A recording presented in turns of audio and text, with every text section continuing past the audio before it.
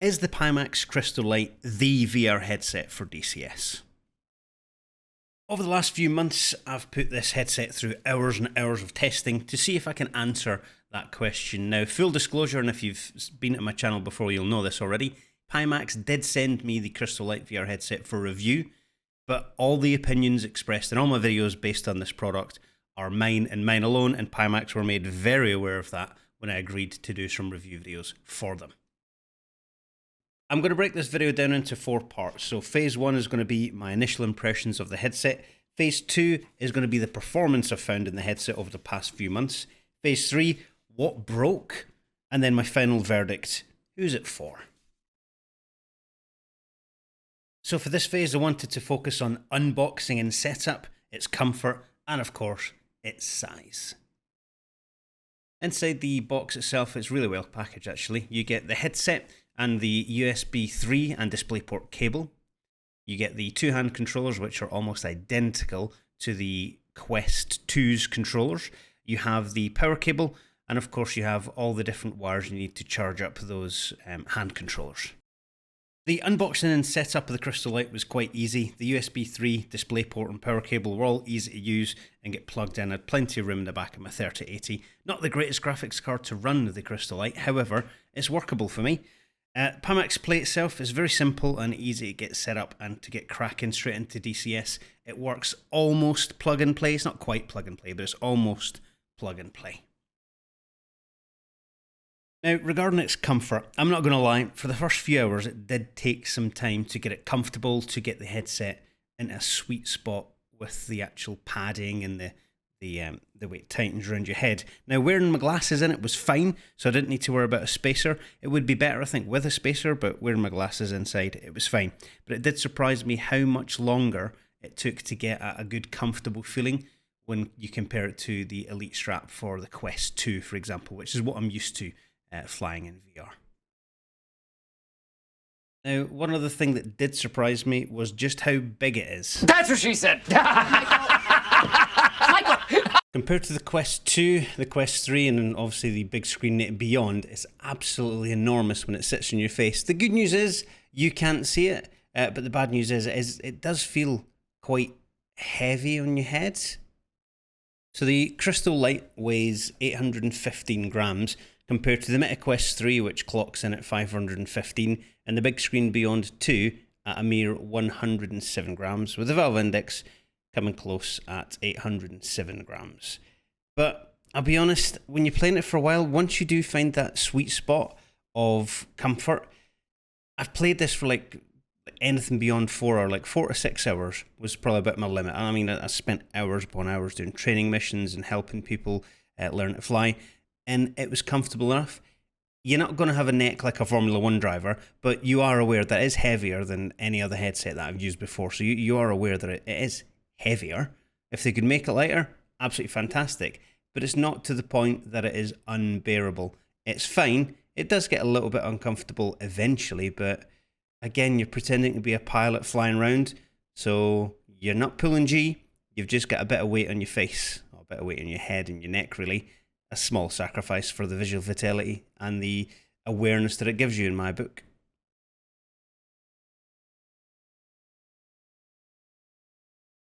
Now, regarding the performance of the headset itself, so again, I'd done my initial review video, and I didn't want to just leave it at that because I wanted to try it out for a while, and I used a good few months of playing DCS, constantly flying in this, using multiple aircraft, whether that's Warbirds or if I'm flying Phantoms or F-16s, F-18s. I tried everything.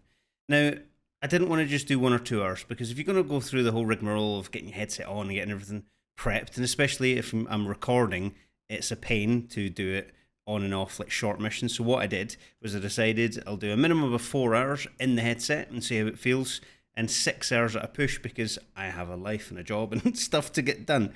But the comfort level, like I said, it was okay. It's not as comfortable as other headsets. I've said that multiple times, but it's comfortable enough.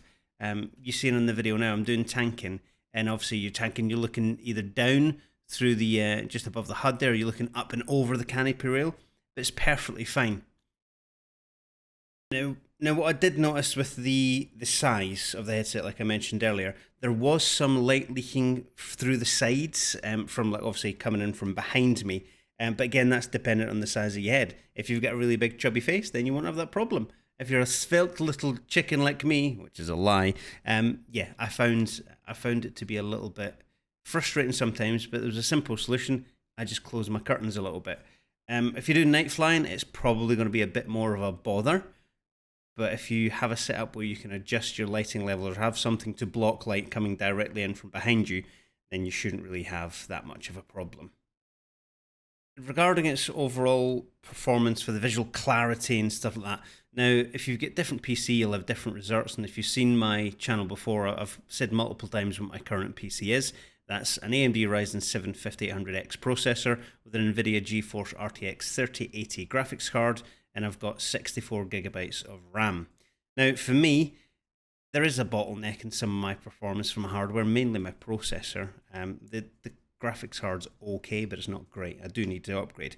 But the visual clarity is light years ahead of what I had with the Quest 2. All the dials are perfectly legible, whether that's if you're using a HUD in a fast jet or if you're looking at the instruments on a Warbird. It is perfectly clear, and it is amazing the difference. I tried them both like one back to back, and it's like looking through, it's looking like with my glasses off if I'm looking at the Quest 2 compared to what I get in the Quest 3 with the settings that I have. And I've linked those settings in videos before, but the visual clarity is absolutely fantastic. Can't fault it for that, really. It's brilliant. And after 2 months, yeah, still brilliant. There's no, oh, that was fun for a while and now I'm spotting bugs. Everything is perfectly clear. Now, you notice in the VR recordings, there is like blurring around the edges, and that's normal because that's the way the headset is rendering it into my recording and stuff. You don't actually see that in your eyes, and I've mentioned this before. It's perfectly clear wherever you look. It's excellent. I've spoken at the comfort I've said before. I will touch on the heat that you get from it because again, it's a big headset. And I did get a little warm with the stock padding of the headset. I can still drink and everything from a bottle or a cup with a straw, even though the faceplate's absolutely massive. But I did get a little bit warm. I do, however, live in the Middle East, but I do have aircon. So I can't really say that it's because I live in the Middle East, because my room's sitting at 23 degrees the entire time with my aircon on. So yeah, it does get a little warm up. But again, that's 4 to 6 hours doing stressful things, dog fighting and worrying about targets and all sorts of stuff. So you're naturally going to get a bit warmer. But after a while, I did get a bit warm and smelly. Another excellent thing for me for the Crystal Light is the fact that I don't need to worry about battery life like I used to when I used my Quest 2, because that obviously runs obviously it runs on its battery and it connects via the USB-C to your computer, whereas the Crystal Light, that's got its own separate power supply. So I can fly for 4 to 6 hours with the Quest 2. I can only fly for about 2. And if you're doing long multiplayer missions or campaigns and stuff, that doesn't really cut the mustard, I'm afraid. Now, there are options to have charging cables and yada yada. It's all extra nonsense that I don't like to do with the Quest 2. So having its own power supply is an absolute win for me for the Crystal Light. Now, importantly, what broke on the Crystal Light over the last 2 months since I used it? Now, you've read, if you're interested in Crystal Light, you'll have seen there have been in the past some complaints about its build quality. Sometimes there's been like lens issues and stuff. But for me, 2 months using it, not every day, but every time I flew DCS over the last 2 months, absolutely nothing broke. The headset was 100% reliable every single time on every mission. Now, the same can't be said for DCS because that crashes more than Lance Stroll. But I did find an issue on DCS sometimes where the headset would stutter and like judder. So like I'd turn my head and then it, like maybe half a second later, the headset visual would move. And that was quite disconcerting. Now, I thought, is this a Pimax issue? But it happened on my training server that I have, link in the description below. But it happened at the exact same time that it happened for my friend who was flying on his Quest 2, and he had the exact same issue. So it wasn't a headset related thing, it was something to do with DCS and the way it was sending the data out, because his Quest 2 and my Pimax Crystal Light had exactly the same issue at exactly the same time. Regarding the wear and tear, again, after 2 months, there's very little sign of any wear and tear. I would like a more comfortable sort of padding on my front, on my temple, because that's where most of the weight lies, and that's squashed in a little bit. But for overall, like all regular use, not daily use, but regular use, it's held up very, very well. I can't really fault it. I've had no issues whatsoever with things going wrong on the headset. I may be one of the lucky ones, I don't know, but I've certainly had no issues whatsoever. Now, regarding its final verdict of who is this headset for? Well, if you're looking for a more immersive DCS experience, it's for you. If you're looking to get good flying, then it's for you as well. Whether you're a milsim maniac or you're a casual pilot, it's for you. It's absolutely fantastic. The headset itself gives you so much more immersion when you're playing DCS. It does actually make you better, because look at tanking, it's easy now because you can see exactly where you want to go. Dogfighting, you can judge distances and stuff better, you can see things better, because if you're playing on a 2K or a 4K monitor, the pixels are teeny tiny, as we all know playing DCS. Now yes, there are some issues with its size, its weight and its comfort, but they're all manageable.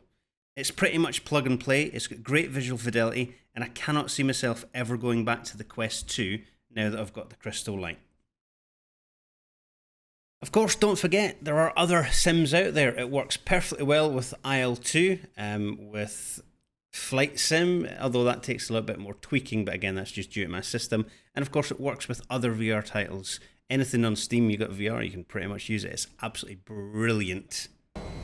Landing gear. You still Landing gear. I got Landing gear. Shot Landing gear. warning. Landing gear. Landing gear. Altitude. Altitude. Altitude.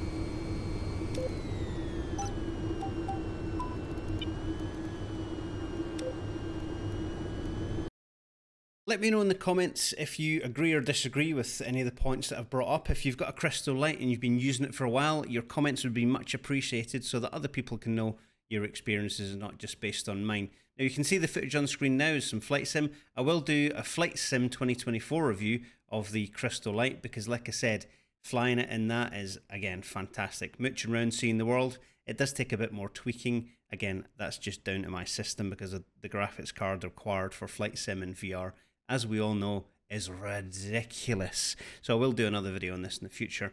Thank you very much for watching. Of course, don't forget you can use the codes that I will link in the description below, and you can get a discount on your Pimax Crystal Light, which is absolutely fantastic news. Let's be honest, money off, win-win.